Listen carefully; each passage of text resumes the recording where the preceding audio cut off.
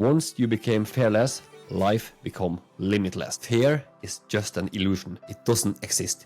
You create it. It's all in your mind. What you think, you become. What you feel, you attract. What you imagine, you create. This one from Buddha. Some people will never like you because your spirit irritates their demon. A saint was asked, what is anger? He gave a beautiful answer. It is a punishment we give to ourselves for somebody else's mistake. Success is never owned. It is rented, and the rent is due every day. Welcome. My co-host and business partner Annika is working today also, so this will be another solo episode with only me. Today I will read a lot of strong and powerful quotes for you. This is quote that I have on my phone for many years, and I would like to share with you. Those quotes have inspired and motivated me a lot, and I hope it will do the same for you. Let's get started. Of course, I talk to myself. Sometimes I need expert advice. 99% of people who gave up are employed by the 1% who never gave up. Sometimes I feel like giving up, but then I remember I have a lot of mother F's to prove wrong. I'm not working, I'm doing what I love. No more wishing, time to make shit happen. There is no talent here. This is hard work. This is an obsession. Talent does not exist. We are all equal as human beings. You could be anyone if you put in the time. You will reach the top, and that's that. I am not talented, I am obsessed. A great quote from the one and only Conor McGregor. You have to train your mind to be stronger than your feelings, or else you're gonna lose yourself. From Mike Tyson. Think back 5 years ago. Think of where you're at today. Think ahead 5 years about what you want to accomplish. Be unstoppable. From Dwayne Johnson. Take risk. If you win, you'll be happy. If you lose, you will be wiser. I've learned over the years that when it comes to success, consistency is key. Consistent hard work that we may not like doing today, but for a payoff we'll love tomorrow. Earn it, enjoy it. Dwayne "The Rock" Johnson. Your goals doesn't give a shit about how you feel. Even if you don't feeling like doing it, boss up and do it. Nobody cares how you feel, and that's the truth. Your biggest risk will be the one you don't take. Be very careful about what you think. Your thoughts run your life. And here is a picture of a tree, a big tree that fell years ago, and it lay down on the ground. But it is a lot of beautiful green leaves there. And the quote goes like this: fell years ago, but never gave up. Anyone can give up. It's the easiest thing in the world to do. But to hold it together when everyone else will understand if you fell apart, that's true strength. Keep going, my friend. If you are depressed, you are living the past. If you are anxious, you are living in the future. If you are at peace, you are living in the present. When manifesting, always stay positive. Say it like it's already done. Do not spend time thinking about anything opposite to what you want. Meditate on what you want. See it, smell it, feel it, hear it. If it's real in your brain, it will be real in the physical. Don't allow small minds convince you that your dreams are too big. Small minds can't comprehend big dreams. To be great, you have to be willing to be mocked, hated, and misunderstood. Just do you. Before you ask what someone thinks about you, ask yourself, Why do you care? You don't get what you want, you get what you deserve. If you cannot control your emotion, you cannot control your money. He who works all day has no time to make money. From John Rockefeller. Waking up early in the morning was one of the secrets to success of successful people around the world. If you start your work in the morning, you are likely to finish it. Quietude, no kids yelling, no phone calls. When you wake up while others are still sleeping, your body tells you that you are a leader. This will boost your mentality. And I absolutely feel like that. I like to wake up early in the morning, especially when I know everyone else is sleeping. And I start work my ass off. I feel so good, I get a boost, and I feel that I am leading. Choices made in anger cannot be undone. And what make different between the people out in the society and the people who sit inside jail is only one bad decision. Once you became fearless, life become limitless. Fear is just an illusion. It doesn't exist. You create it. It's all in your mind.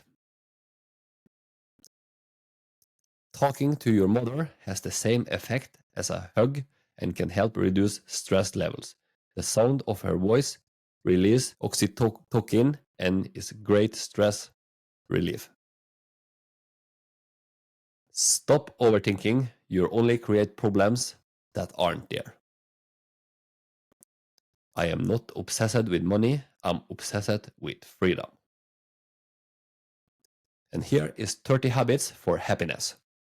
Be kind, eat well, exercise, meditate, be honest, dream big, be patient, judge less, smile often, love yourself, forgive casually, show gratitude, think positively, drink a lot of water, believe in yourself, keep an open minded,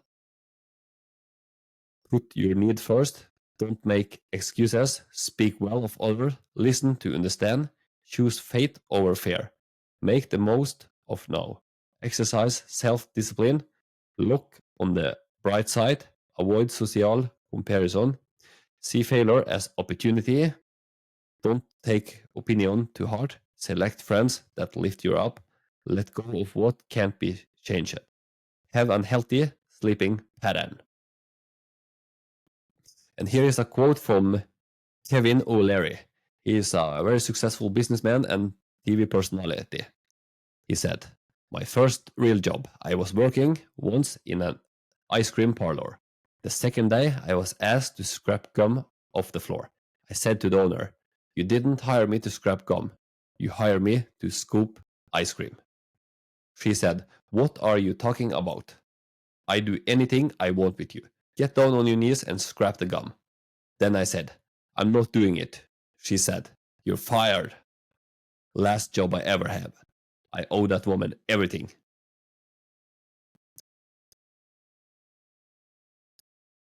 I was doing effing all. I was a waste. I got called that a lot. What's not easy to do when things are going bad is visualizing the good stuff. That what was I was able to do. I had no real job. I didn't actually know what I was doing. I was basically just using my imagination. When I started getting focused, I realized I'm going to make this happen. Conor McGregor.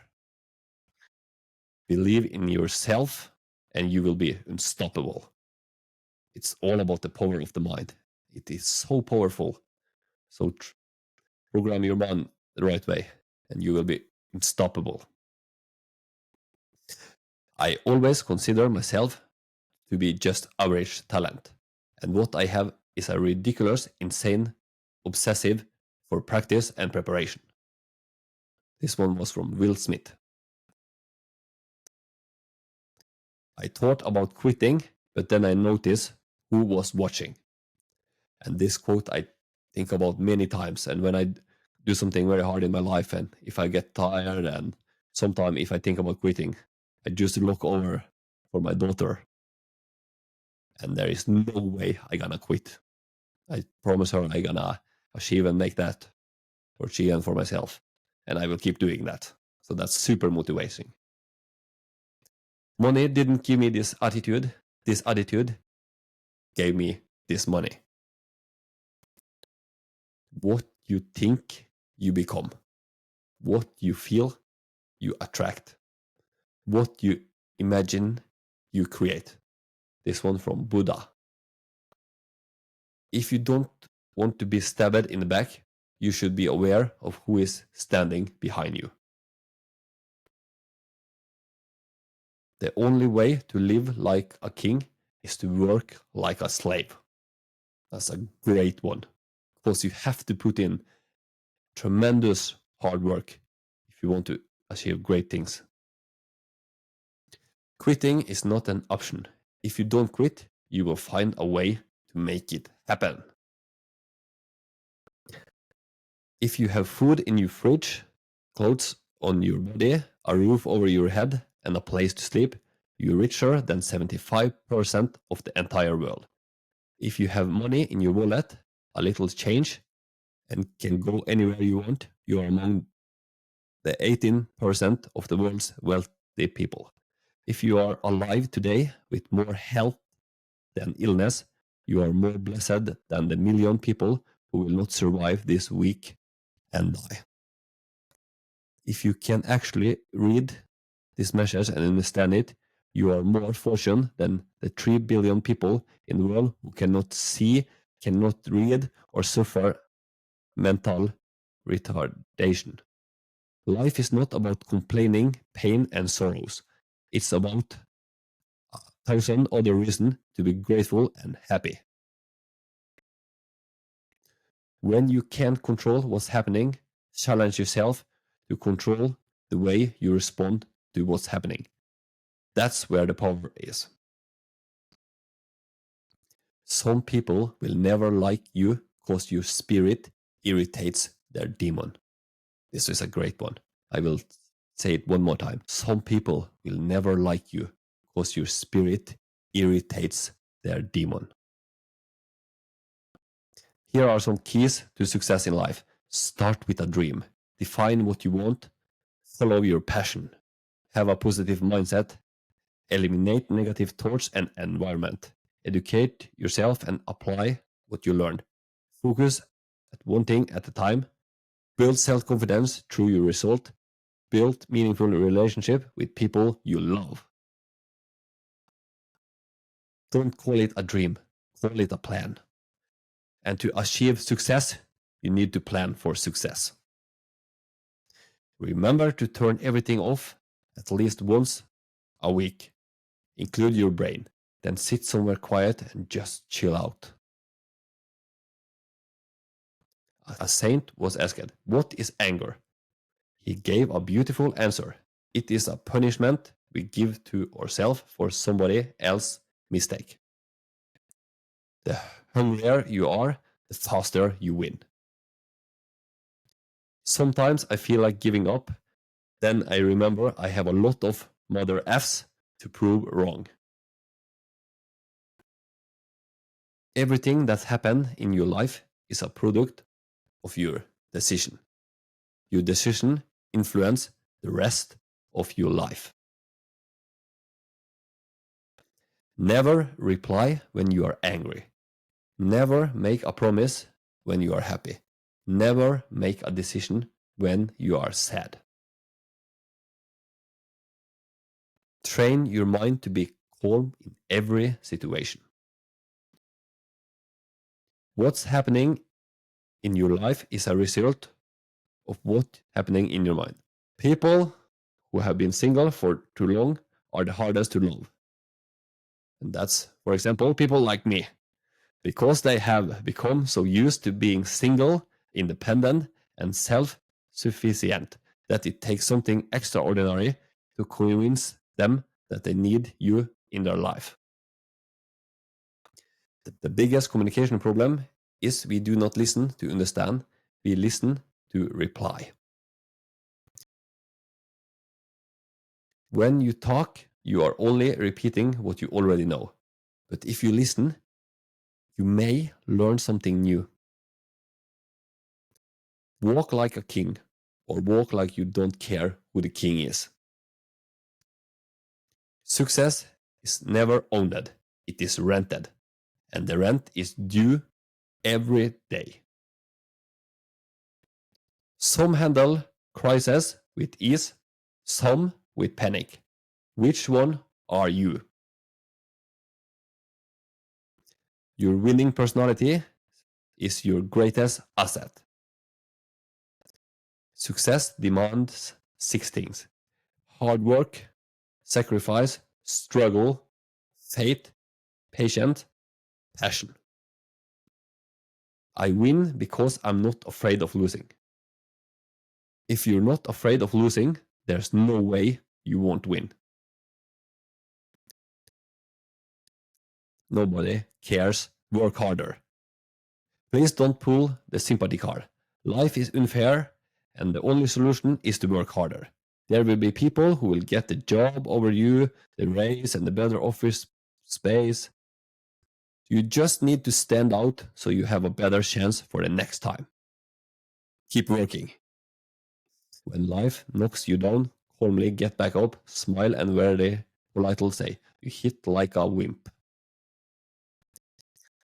I start counting when it starts hurting, because that's the only one that counts. And that is a great quote from Muhammad Ali. And he did say that when in training, when someone asked how many repetition can you do of this exercise. This episode was recorded on the 8th June 2025. In the show note, you will find the link to our homepage, the 101percentpodcast.com, where you can subscribe to a free weekly newsletter, donate to our podcast. Our donation system is very easy and time efficient to use. You should absolutely try it. It will be a great experience for you, and it will mean a lot to us. And all the information about subscription you need, we share for you. Keep finding good quotes that motivates you, and give it your best. If you like this episode, please share it with a friend. It is important for us to get out our message so we can help as many people as possible. And we will highly appreciate it if you could take 1 minute of your time to follow us on social media and review the show on Apple Podcast and Spotify. All links are below. Our Instagram is the 101% podcast. Until next time, take care and go 101% into achieving your goals. You owe it to yourself.